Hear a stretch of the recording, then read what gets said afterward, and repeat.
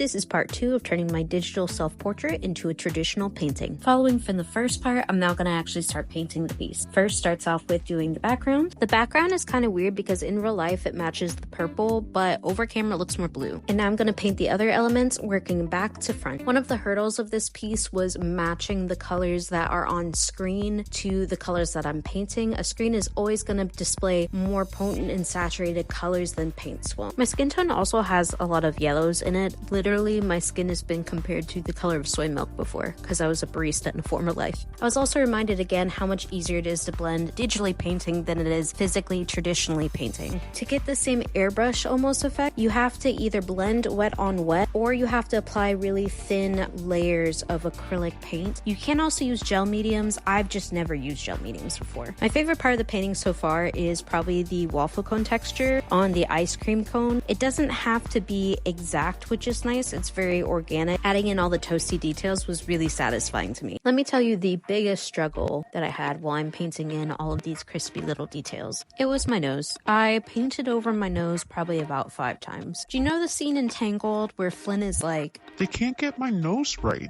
Yeah, that was me during this painting. So you'll see the nose shape change from shot to shot. I'm painting in all the satisfying shiny bits of the chocolate, and then I'm gonna work on my facial details some more. I did end up supplementing a lot of the really fine lines using a marker pen. I also accidentally went a little bit ham on the eyelashes. It kind of looks like I have falsies a little bit. Wasn't intentional, just accidentally happened. Next, I'm doing the stars in the eyes.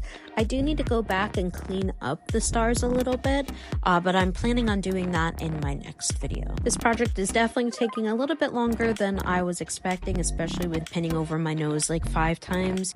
So this is going to end up being a 3-part series. Stick around for part 3 soon.